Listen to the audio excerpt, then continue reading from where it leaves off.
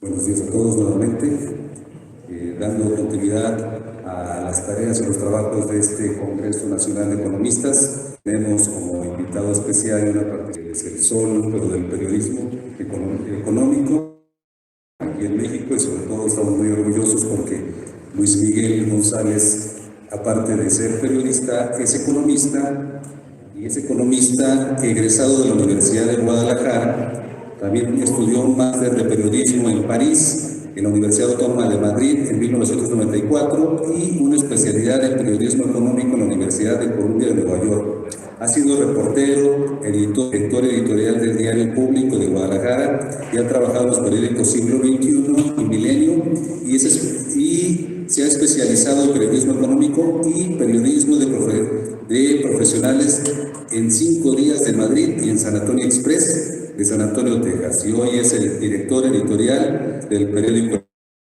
Economista. Bienvenido. Muchísimas gracias.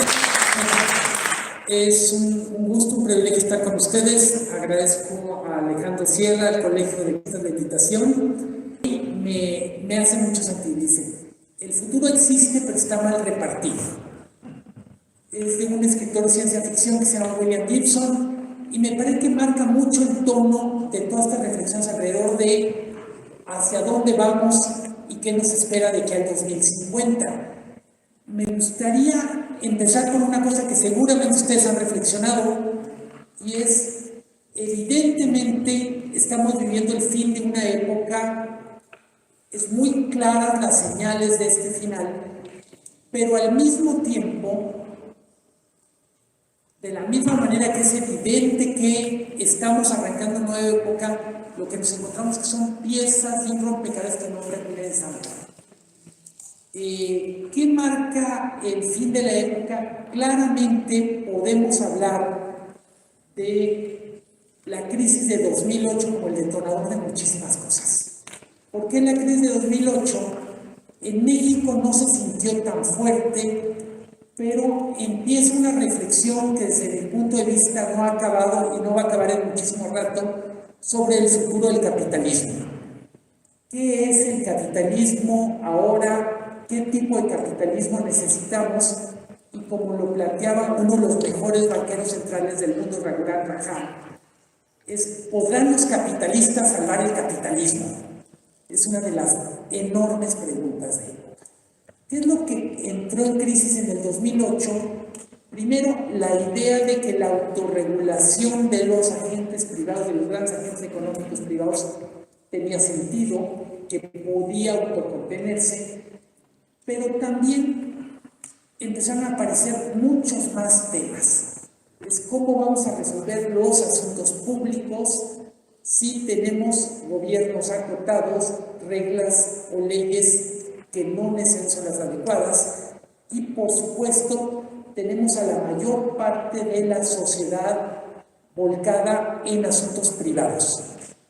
Había una enorme decadencia, pérdida de prestigio de lo público comparado con lo privado. No me refiero a lo que se puede expresar en redes sociales, sino a compromisos mucho más profundos con resolver las cosas. Hago fast forward y entro a 2020, la pandemia. La pandemia vuelve a marcar otra señal clarísima de este cambio de paradigma, y es: el mundo no está preparado para resolver una crisis de salud pública, primero porque no tiene un sistema público de salud digno de tal nombre. No es solo un problema de México con la transición del Seguro Popular al INSABI. Países que aparentemente tenían resuelto el tema de salud, Alemania, Estados Unidos por el lado de lo privado, tampoco pueden responder a una crisis como lo que marca la pandemia. Decían en el panel anterior, no solo un problema de monto de recursos, es asignación, es eficacia, pero ya también es filosofía. Es qué le toca hacer a cada individuo, qué le toca hacer al gobierno, qué le toca al sector privado, cuál es la mejor combinación.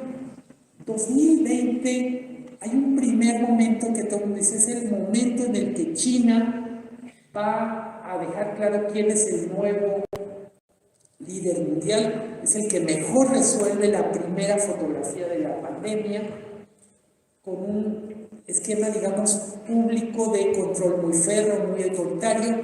Lo cierto es que afortunadamente para el mundo la pandemia se siguió moviendo y quedó claro que la solución a los grandes temas no puede ser estatal, autoritaria, porque hay muchas otras cosas que hay que poner en marcha para resolver un gran problema. La creatividad, la innovación. ¿Cómo resolvemos frente a un enorme reto como era la pandemia, el reto de investigación y desarrollo, el tener las vacunas a tiempo, etcétera? En cualquier caso, y lo dejo ahí, la pandemia también nos recuerda, se está acabando un mundo que empezó a finales de los 80, principios de los 90, con la caída del muro de Berlín, y se está configurando un nuevo mundo. Les decía, es crisis del 2008, es pandemia, luego aparece la invasión de Rusia a Ucrania, que nos avisa que hay una nueva geopolítica en construcción. Esta idea de hay un mundo donde el eje Atlántico, Estados Unidos, Europa, con algunos aliados, basta para resolver, incluso Europa se agota. ¿Qué es lo que empieza a emerger en este nuevo paradigma geopolítico? Pues fundamentalmente la posibilidad de que haya un polo en donde estarían Rusia, India, probablemente China, y otro gran polo en torno a Estados Unidos, Europa Occidental, Japón, Canadá. No es un tema concluido, pero tenemos los avisos. Yo diría, muy importante en un congreso de economistas, el tercer gran tema que va a marcar un antes y un después es la crisis inflacionaria. No es como se pensaba el año pasado, como se equivocó la Reserva Federal, no es un tema de duración breve y no va a resolverse literalmente con remedios mágicos. A la crisis de inflación tendremos que responder con política monetaria, tenemos que responder como mundo con una reconfiguración de las cadenas de producción y, por supuesto, tendremos que responder con una revisión, una más, sobre cuáles son los papeles que corresponden al Estado, a las empresas y a la sociedad. El que prácticamente todos los países de Europa estén en este momento planteando soluciones o alternativas heterodoxas a una crisis de precios de la energía, nos avisa de qué tamaño es la crisis. Se habla de nacionalización, intervención de empresas energéticas, subsidios a consumidores y no hay soluciones que estén claras. La más reciente, o el anuncio más reciente, precisamente de Inglaterra la semana pasada, genera una crisis de mercados porque básicamente lo que se le reclama a Inglaterra es que presenta un plan para su crisis inflacionaria que es más de república bananera que de un ex imperio. Literalmente no tiene solución a una pregunta que es elemental desde el punto de vista de economía, y es ¿de dónde van a salir los recursos con los que quieres afrontar esta crisis? ¿Cuánto tiempo va a durar tu intervención? Entonces les decía, estamos viviendo el fin de una época en donde las certidumbres que duraron 3 décadas empiezan a ser más bien fuente de dudas. Es el frente de salud, es el frente energético, es geopolítica, es inflación. La inflación va a producir un periodo muy largo de tasas de interés relativamente altas. ¿Cuánto es un periodo más largo? Por lo pronto, lo que la visibilidad nos permite. Absolutamente todo el mundo coincide que las altas tasas de interés durarán mínimo el próximo año 2023, muy probablemente 2024, pero las secuelas de una racha de altas tasas dura para mucho más tiempo. Hay que recordar que la crisis de México del 94 empezó con una racha de alzas de tasas de interés de la Reserva Federal. La crisis del 98 en los países asiáticos empezó también con una racha de alza de tasas de interés. La crisis de Argentina, del Corralito, en el 2000-2002 también tiene que ver con esto. Lo que quiero decir es, en este momento lo que estamos viviendo es la certidumbre de que la caja de herramientas que teníamos, el mundo en el que nos movíamos con relativa fluidez, con relativo conocimiento, ya se acabó. Tenemos que hacer nuevos mapas y, desde mi punto de vista, lo más relevante, tenemos que hacer nuevos guiones. ¿Qué papel le corresponde al gobierno? ¿Qué papel le corresponde a la empresa? ¿Qué papel le corresponde a la sociedad? El tema de este congreso es México hacia el 2050, pero quise empezar esta conversación con ustedes enfatizando, para llegar al 2050 todavía nos faltan 20 y tantos años muy complicados. Y vale la pena en ese contexto nada más apuntar algunos de los temas relevantes. Quiero empezar con demografía. Alguna vez platicaba con un alto funcionario de la CONSAR y me decía, yo estoy dispuesto a demostrarte que no hay un solo tema relevante que no sea demografía. Hicimos una especie de juego en la mesa y era, pone un tema, el que quieras, y te voy a dar una explicación demográfica. México está en un momento demográfico súper interesante. Se nota en los presupuestos, lo mencionaba el tesorero Luis, con el tema de lo que estamos gastando en pensiones. Gasto en pensiones para este año en el presupuesto federal está ya sobre 1.7 billones de pesos. Solo como referencia, en el presupuesto rompió la marca del billón apenas en 2011. O sea, en 11 años ha crecido 70% de nuestro gasto en pensiones. Como creo que con frecuencia no hacemos bien las cuentas, hablar de envejecimiento de la población no solo es el gasto en pensiones, es el tipo de infraestructura que va a requerir una población que va envejeciendo. Estamos hablando de equipamiento urbano, estamos hablando de cuestiones como salud mental, salud a secas, estamos hablando de movilidad. Y el hecho es que México sigue viviendo con la ilusión de que es un país de jóvenes, y no es que no seamos un país con muchísimos jóvenes, pero lo cierto es que nuestra pirámide demográfica ya empieza a tener otra forma. El famoso bono demográfico está prácticamente viviendo su última década de vida. Se acabará más o menos entre 2030 y 2035, y de ahí en adelante tendremos que vivir los retos que han vivido otras sociedades que van adelante, que nosotros en esa curva. ¿Cuál es la diferencia? En Europa, la transición demográfica, en donde el promedio de edad era menor de 30 a mayor de 45, se vivió en un periodo de 60 años. En América Latina, México, Brasil, Colombia, lo van a vivir en 25 años, o lo vamos a vivir en 25 años. ¿Qué tan preparados estamos? Aparece mucho un concepto que a mí me gusta mucho. Se habla de hard infrastructure y soft infrastructure. Infraestructura dura es esto: un auditorio, sillas, equipo de sonido.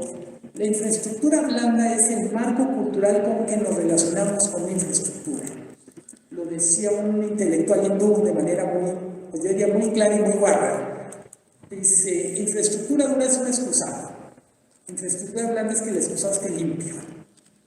todo lo que culturalmente tenemos que hacer para que una infraestructura se use adecuadamente tiene que ver con educación, tiene que ver con salud mental, tiene que ver con reglas del juego, tiene que ver con leyes.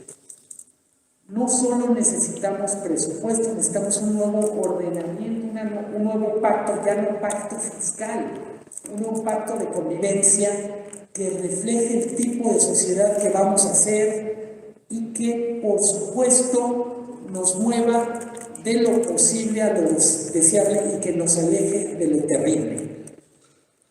Se puso de moda, a partir del libro del Cisne Negro, hablar de cisnes negros, que son sucesos altamente improbables que tienen efectos gigantescos. Con el tiempo, la discusión alrededor de cisnes negros recaló en una observación muy obvia, y estamos abusando de la idea de cisnes negros porque muchísimas cosas que nos están pasando son perfectamente predecibles. Y aparece este concepto que es rinocerontes grises. ¿Qué quiere decir rinocerontes grises? Cosas que sabemos que nos van a pasar, que nos pueden pasar, y a las que simplemente no le hacemos caso hasta que literalmente nos chocan de frente. ¿Cuántas cosas nos están pasando que sabíamos que iban a pasar, sabemos que pueden pasar, y simplemente, como no hicimos nada, decimos, no, es que es un cisne negro, y nos agarró a todos desprevenidos? El envejecimiento nos va a agarrar como si fuera un cisne negro que sabemos que viene. Buena parte de los efectos relacionados con el cambio climático empiezan a ser cada año más notables. En este momento Estados Unidos está viviendo en la zona de Florida la temporada, digamos, mejor dicho, el hecho meteorológico más caro de su historia. En un primer momento calcular 30,000 millones de costo de dólares, va por 60,000 millones y contando. En buena medida, hablar de 2050 o de lo que vamos a hacer, creo que pasa por tener muy claro que muchas de las cosas efectivamente son impredecibles, pero muchas son perfectamente visibles si miramos con atención en el radar. Me gustaría poner énfasis, decía, en 5 o 6 puntos a los que les tendremos que poner más atención. Decimos demografía, otro es geopolítica, el otro es energía, agua, tecnología y seguridad. Trataré de irme rápido para facilitar preguntas y respuestas. Con demografía, creo que si bien el principal factor al que tenemos que poner atención es el envejecimiento de la población, creo que tenemos que poner atención a otros factores demográficos, y uno de los más importantes, interesantes, me parece que es el de nuevas identidades. Una encuesta que publicó el INEGI en agosto, creo, que era el mes de todo el tema de orgullo LGTB, nos daba un dato que a mí me impresionó. Lo voy a leer en voz alta. Dice: porcentaje de la población que se reconoce como LGTB por edad, de 60 años y más, 3.1%, de 50 a 59, 2%, de 40 a 49, 4.6%. Hago rápido avanzo, de 15 a 19, 33% de la población. Es una encuesta hecha por el INEGI, no es, ustedes dirán, bueno, este es un congreso de economistas, porque lo que quiero primero es enfatizar la cantidad de nuevos temas que nos retan en nuestras disciplinas profesionales o académicos, y tienen mucho que ver con la velocidad con la que está cambiando nuestra sociedad. Insisto, bueno, el que no vea que la sociedad está envejeciendo, pues está miope, pero el que no se dé cuenta hasta qué punto temas como identidades, en este caso identidades sexuales o de género, van a marcar nuestra sociedad, van a marcar políticas públicas, van a marcar la mercadotecnia de las empresas, pues de plano que se mude a otro planeta. Vamos a vivir un periodo de muchísimos cambios, vamos a vivir muchos retos que no necesariamente son los retos que estábamos acostumbrados a discutir cuando vemos asignación de presupuesto, cuando vemos cómo vamos a convivir en términos de diálogo. Demografía también nos entrega un dato al que le ponemos poca atención. En México ya viven 3 millones de extranjeros. Personas no nacidas en México ya superaron la marca de los 3 millones. Pensamos mucho cuando hablamos de migraciones en mexicanos en Estados Unidos, tenemos todo el tema de remesas, tenemos todo el tema de cultura en Mesoamérica, etc. Pero reflexionen un momento qué significa ser un país con 3 millones de migrantes y, sobre todo, reflexionen en qué va a significar las nuevas tendencias migratorias. No solo vistas como un asunto de seguridad nacional o migratoria para Estados Unidos, sino desde el punto de vista de México. Toda la gente que quiere emigrar a Estados Unidos se está quedando. Claramente Tijuana es probablemente la región del país, me refiero a región económica, social, que está teniendo que procesar con más rapidez la llegada de población no nativa en México que decide quedarse. Son haitianos, pero no son haitianos, están centroamericanos, venezolanos, etc. ¿Cómo vamos a vivir nosotros nuestro propio proceso de migración o de inmigración a territorio mexicano? ¿Qué tan preparados estamos? Y sobre todo, ¿cómo pasamos de que eso es un problema para que sea una oportunidad?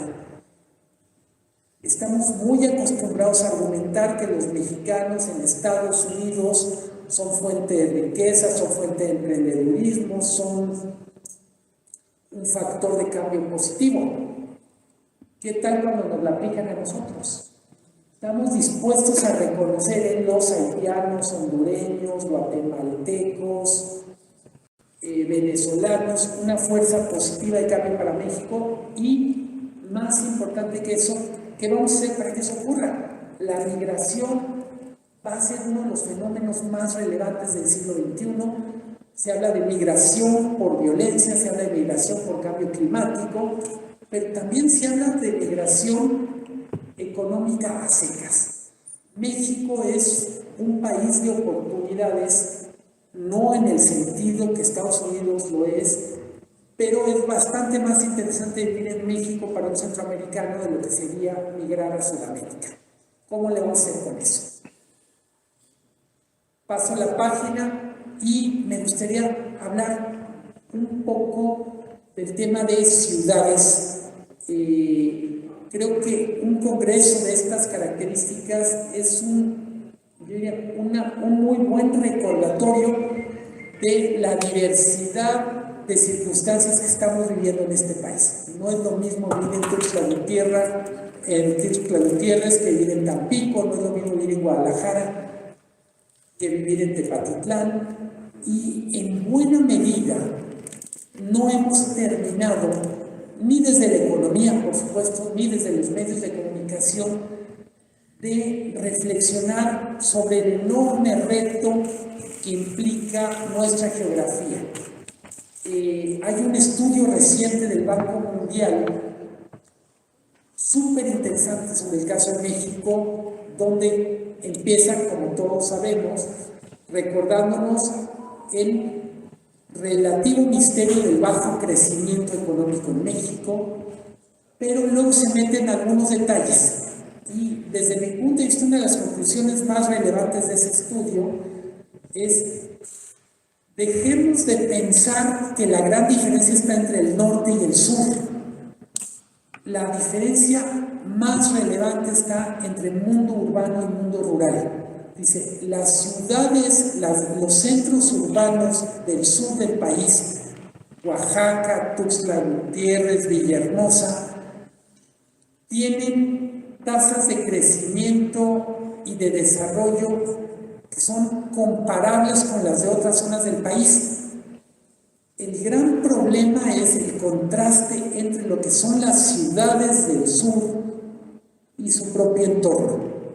¿Qué vamos a hacer para reducir los contrastes, insisto, no solo entre el norte y el sur, sino entre las ciudades, que son focos de productividad, crecimiento, y zonas rurales que están rezagándose, no solo respecto a sus ciudades capitales, sino respecto a la propia historia? El reto geográfico o de redistribución geográfica está presente en prácticamente todas las discusiones nacionales. En España se habla de la España vacía. Boris Johnson, que hizo muchas tonterías, de repente sembró algunas buenas ideas. Uno de sus planes no ejecutados es un plan de relanzamiento geográfico de Inglaterra. Hay que recordar, el Brexit lo votan no solo los viejos, sino la gente que vivía fuera de Londres, y fue un voto de protesta contra contra el contraste entre la prosperidad de la City de Londres y el resto de Inglaterra. Eso mismo está ocurriendo en prácticamente todo el mundo, y por supuesto para México el reto tiene literalmente una raya más en el tigre, en el cuerpo del tigre, y es: nuestro crecimiento económico ha sido protagonizado por ciudades que tienen una escasa dotación de recursos naturales, en particular agua, la zona norte del país. La gran pregunta desde el punto de vista de desarrollo regional, geografía de México, es: ¿podremos llevar el desarrollo a donde hay más recursos? Y complementaria a esta pregunta es: ¿podrá seguir el desarrollo económico con el ritmo que trae en zonas donde no hay suficientes recursos naturales? Es absurdo pensar que zonas como Nuevo León, Baja California, Chihuahua, Sonora, Coahuila podrán seguir siendo la locomotora del país, por más vinculados que estén en Estados Unidos, si no se resuelve de largo plazo temas como dotación de agua. Si la gente que participa aquí, que es de la frontera norte, me dará la razón. La manera en que se discute el tema del agua en Estados Unidos respecto a México es bien interesante, lo decían los ponentes en la primera ponencia. En México prácticamente hablamos de agua, de crisis de agua, y se busca qué dice López Obrador, qué se dice en Ciudad de México. En Estados Unidos, en la zona sur, que está viendo también una crisis muy fuerte de agua, básicamente todo el protagonismo es local. ¿Qué dicen los agricultores? ¿Qué dicen las autoridades locales? ¿Qué dicen los comisarios de riego o el nombre que tengan en Estados Unidos? ¿Por qué quiero enfatizar esto? Buena parte de la discusión sobre geografía, sobre reubicación económica de actividades, implica un recableado en favor de lo local. No hay manera que un país tan centralizado pueda ofrecer soluciones locales con la precisión que requieren temas delicados. Otro tema muy importante, lo expusieron bastante mejor de lo que yo podría hacerlo: la reforma fiscal necesaria. Yo solo añadiría a los comentarios brillantes que escuché, en el mundo está discutiéndose no solo la parte que tiene que ver con lo federal, lo local, estatal, sino los conceptos por los que se están pagando impuestos. Las discusiones más, no sé si la parece vanguardistas, están, creo que, poniendo el dedo en la llaga. Durante mucho tiempo el paradigma de cobro de impuestos tiene que ver con quién genera riqueza. Pero paulatinamente tendremos que incorporar otra variable, y es quién consume más recursos naturales. Dicho de otra manera, que se contamine por ensuciar el aire, por usar el agua, por acabar con una parte del patrimonio medioambiental. México no participa en esta discusión, y en buena medida estos años de apoyo a energías sucias han desviado una parte de la discusión, y es: el mundo va a tener que tomar medidas más rápidas, más radicales, más profundas para detener el cambio climático, y una parte de esas medidas pasan por políticas fiscales. La discusión sobre el subsidio a la gasolina, lo decía Eduardo Gómez de la O antes que yo, ha dejado de lado temas clave como en realidad el subsidio lo pagan los gobiernos locales.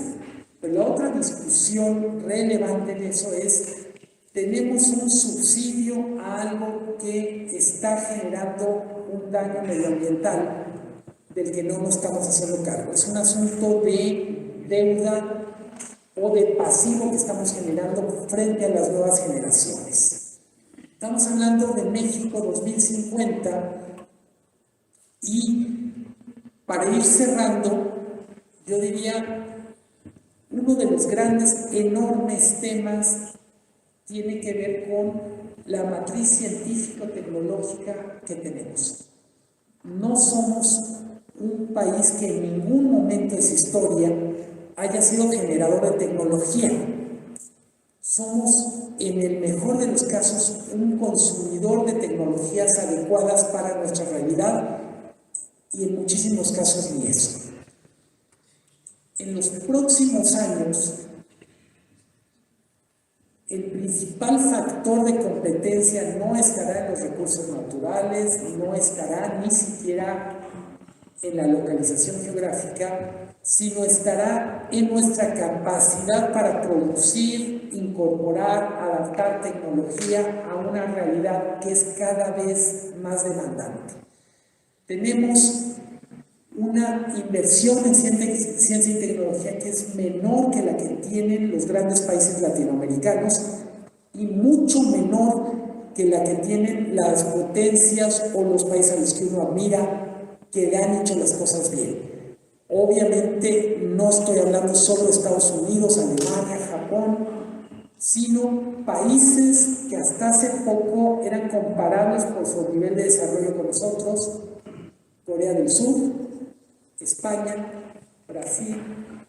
Tienen mucho más política científica y tecnológica, pero además entienden mucho mejor el papel que la ciencia y la tecnología va a jugar en los próximos años.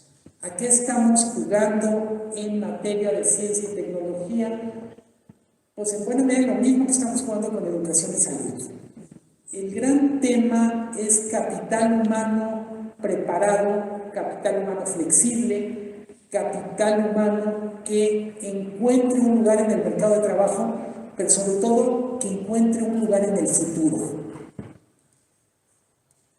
¿Qué lugar debemos jugar los economistas en esta discusión sobre economía del conocimiento?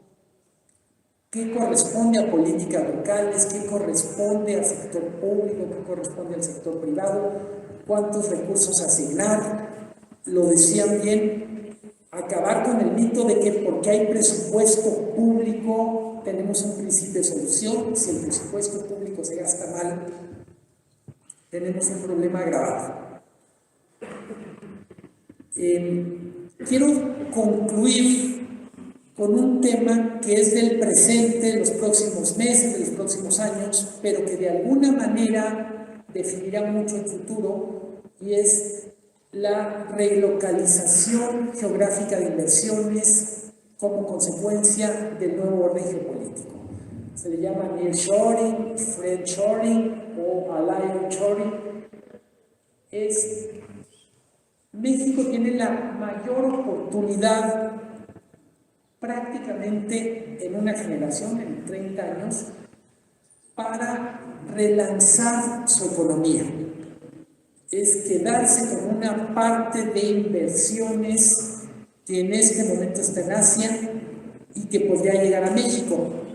Los números son más o menos claros. México atrae en promedio 40,000 millones de dólares de inversión extranjera anual.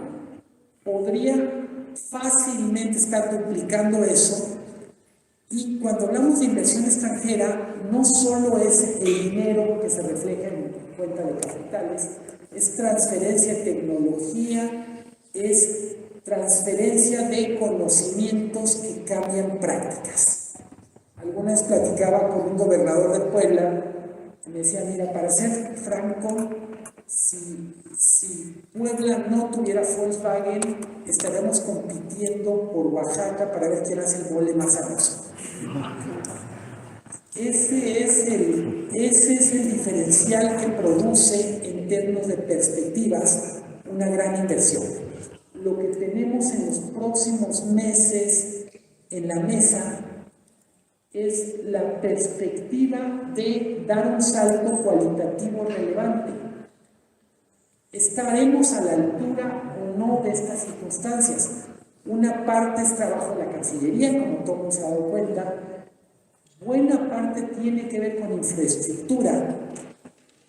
No tenemos toda la infraestructura que necesitamos para atraer toda la inversión. Claramente tenemos problemas de abasto eléctrico, pero también hay temas donde hay cuellos de botella muy relevantes, parques industriales. Y otra vez, para no perder la costumbre, capital humano. Se habla mucho de la cadena que va de litio, minería, a baterías eléctricas, y se habla, hay veces en serio, hay veces en broma, del caso de Bolivia. Bolivia tiene las mayores reservas probadas del mundo, pero no aparece entre los principales 20 productores de litio. ¿Por qué? Pues porque no tiene capital humano ni capital a secas. Entonces, creo que claramente tenemos que entender, no basta con tener recursos naturales, necesitamos un marco legal, necesitamos un mercado de capitales, necesitamos una comunidad científica que sea capaz de detonar. Todo esto que tiene que ver con nearshoring es una ventana que probablemente se abra y dure abierta no más de una década. Mucho de lo que hagamos desde ahora hasta el 2030, 2032 va a determinar cuál va a ser nuestro lugar en la producción del mundo. En el 2000, cuando se firma el Tratado de Libre Comercio, se preveía que México iba a ser el gran productor de manufactura barata para América del Norte, y se nos atravesó la entrada de China a la OMC en el 2002. Quiero enfatizar esto porque la historia ya nos deja claro recientemente que podemos tener literalmente la pelota en el manchón de penalti, pero si no nos apresuramos a meter gol, alguien puede llegar. Evidentemente no será China quien nos quite el bocado de la boca, pero puede ser cualquier otro país que sea capaz de llenar más rápido las expectativas y las necesidades de Estados Unidos. México tarda mucho en decidir, mucho más en operar, y son tiempos para moverse rápido. Para llegar al 2050 en buena forma, tendremos que empezar a caminar ahorita y empezar a caminar más rápido. Muchísimas gracias.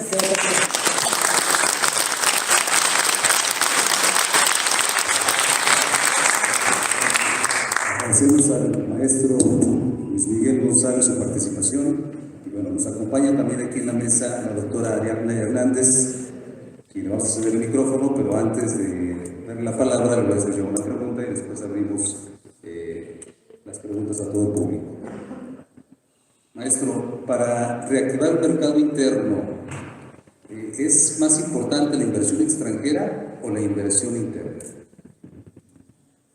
Las dos, pero sobre todo pienso que con mercado interno con frecuencia no es solo un problema de dotación de recursos, sino de recableado de cadenas comerciales.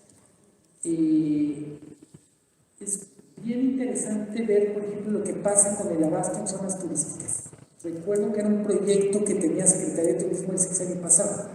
Y es increíble que, por ejemplo, cadenas hoteleras de Puerto Vallarta, Cancún, no tienen abasto, no de cosas sofisticadas, estoy pensando jabón, toallas, de proveedores locales.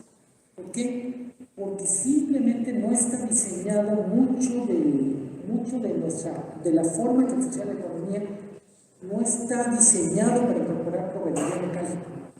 Entonces yo lo que diría, tenemos un mercado interno mucho más interesante del que nosotros mismos reconocemos. En gasolinas, México es uno de los 7 mercados más grandes del mundo. Por eso están muchas empresas tocando la puerta, tratando de participar en ese mercado. El problema, pienso, hay mucho del mercado interno que no funciona de manera óptima porque está desconectado. ¿Cuánto de la proveeduría a Puerto Vallarta se tiene que hacer desde Guadalajara? ¿Y cuánto se podría hacer de zonas más cercanas a Puerto Vallarta?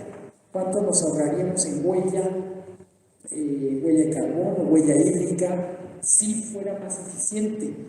Y por poner un caso, durante mucho tiempo me intrigaba un dato, lo leí después con Gabriel Said, los libros. 70% de los libros en México durante mucho tiempo se vendían en Ciudad de México.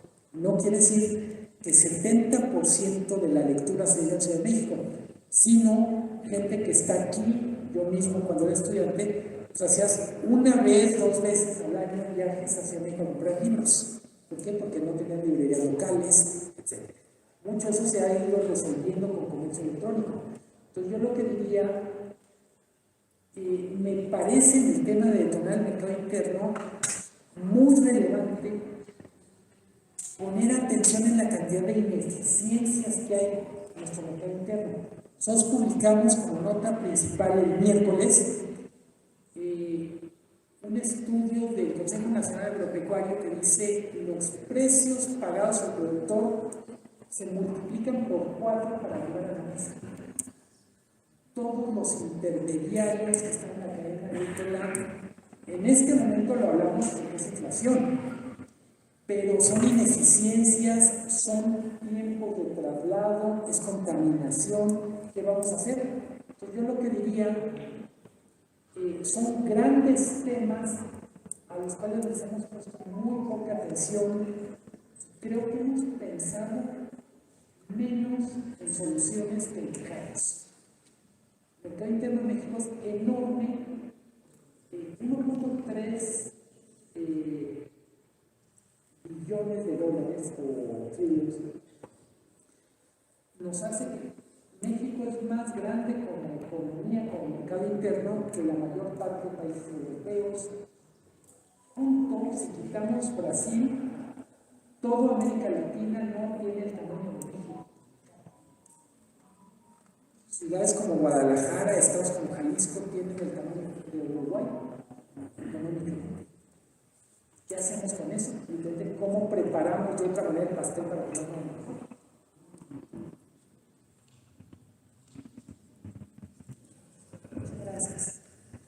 Gracias. Bueno, primero que nada, a nombre de la Federación te quiero dar las gracias porque para nosotros es muy importante la visión y el trabajo que tienen los medios de comunicación. Definitivamente la divulgación económica y cualquier información es un derecho humano, ¿no? Es uno de los derechos que nosotros tenemos, tener acceso o debemos de tener acceso a la información, pero no todos comunican de forma seria. El periódico El Economista se ha posicionado durante muchísimos años como un periódico especializado, pero también accesible a todas aquellas personas que no tienen la información técnica, ¿no? Economistas financieros o las áreas económicas, que muchas veces utilizamos tantos tecnicismos que para la población en general pues puede no ser accesible, ¿no? El economista, me consta, prioriza que toda esa información le llegue a las personas de una forma accesible.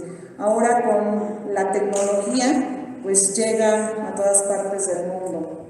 Y en ese sentido, yo quiero preguntarte, te voy a hacer varios cuestionamientos, Luis Miguel, pero quiero preguntarte, ¿cuál ha sido la estrategia del periódico que tú representas para analizar todas estas temáticas que estás exponiendo? ¿Cómo priorizas la información? ¿Cómo la filtras de una manera adecuada? Porque estamos en un contexto donde la información nos llega y nos impacta, esas famosas fake news, ¿no? Donde cualquiera ya se dice reportero, cualquiera se dice analista financiero, analista económico, pero en ese procesamiento de la información y posterior la divulgación de la información, que sea clara, que sea certera, ¿cuál es la estrategia del economista?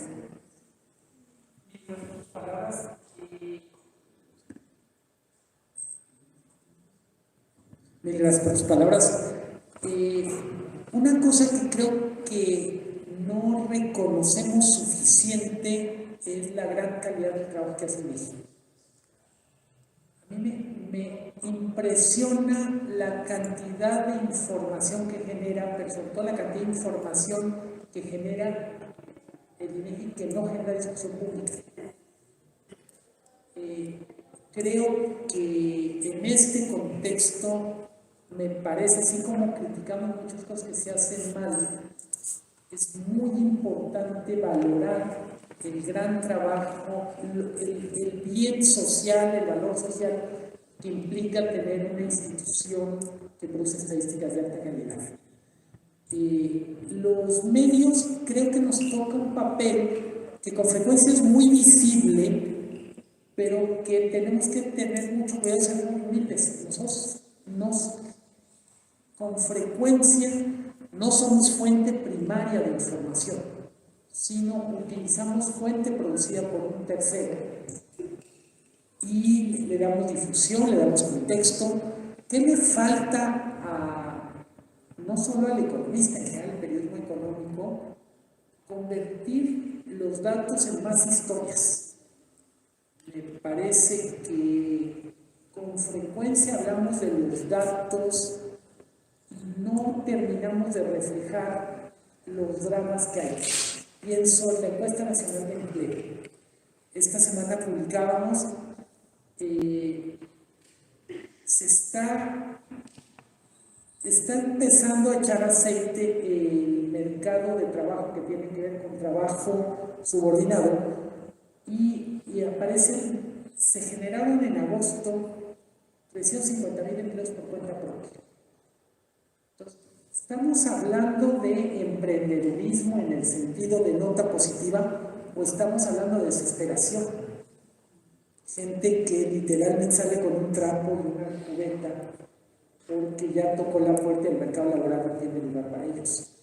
Entonces, yo diría la estrategia al interior del medio es reconocer fuentes de calidad, es tratar de poner el máximo contexto, tenemos que trabajar muy rápido, es contactar con expertos que nos ayuden, necesitamos muchísimos lazarillos, pero somos muy ciegos.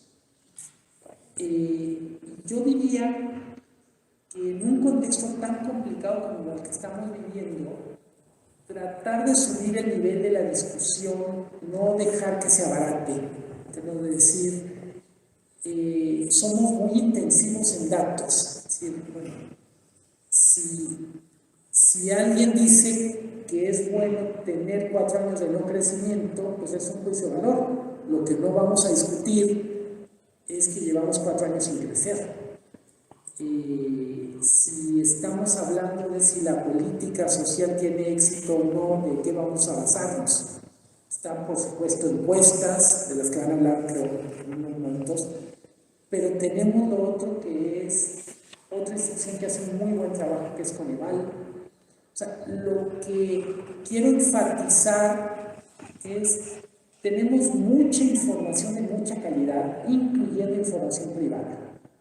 Las encuestas de Nielsen sobre consumo, los propios reportes de la banca sobre comportamiento de crédito por regiones. Necesitamos más información, más transparencia sobre la información, pero también una actitud más chambeadora, más humilde, más de ponernos el overol para procesar toda la cantidad de información, de buena información que se produce. Conste que estoy dejando fuera difusión de trabajos académicos, me parece que hay un eslabón perdido. Los académicos, salvo cuando publican directamente, no tienen una relación sana con los medios. No se sienten cómodos siendo citados, pero tampoco hacen lo posible para estar más cómodos. Yo diría hay muchas áreas de oportunidad. El periodismo económico en México es relativamente nuevo.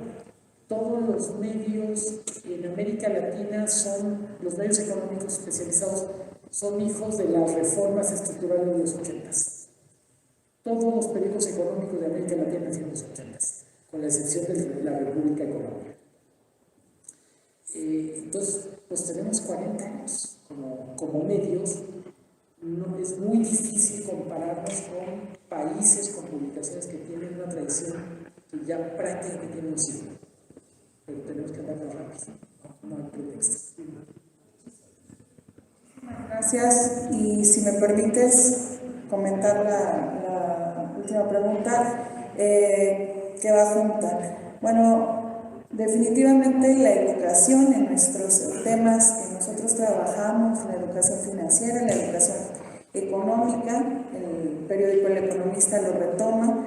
Tú acabas de mencionar esa debilidad que tiene o esa área de oportunidad sobre los académicos, pero quiero ponerte y exponerte en la mesa que aquí hay muchos economistas que les encantaría participar, si tú no lo permitieras, a través de la Federación de Economistas de la República Mexicana que preside nuestro amigo Juan Carlos Sierra Boche, para formar parte de ese equipo de expertos que den su opinión, porque hay muchos académicos de calidad que están puestos aquí. Omar, por ejemplo, también trabaja en periodismo económico, Lupita y muchos más, que están trabajando diversos temas y que son muy puntuales con sus comentarios y que podríamos hacer pues parte, ¿no? Integrar parte de ese equipo de expertos. Entonces te lo pongo sobre la mesa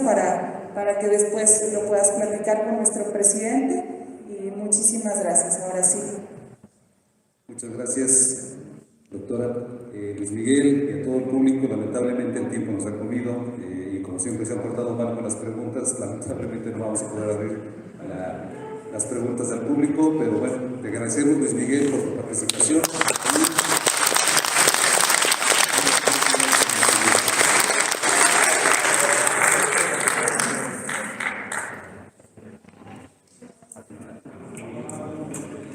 Reconocimiento en este caso a Ariana, si les parece bien. Muchas gracias, Ariana, te agradezco mucho.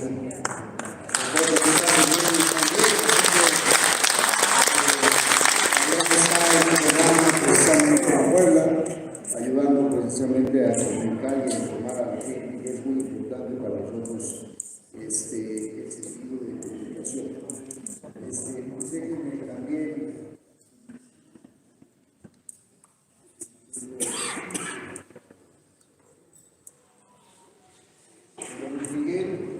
Luis Miguel, nos da mucho gusto, la verdad.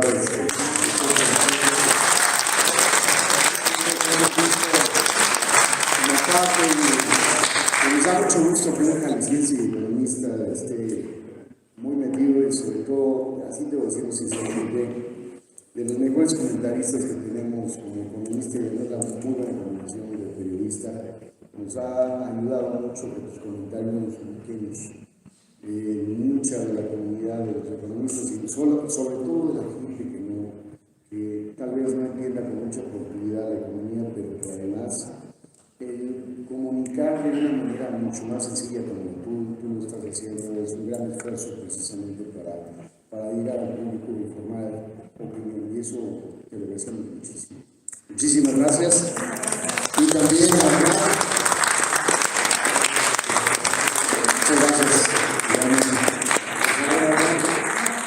les agradezco la paciencia y les deseo un buen día, buen fin de semana.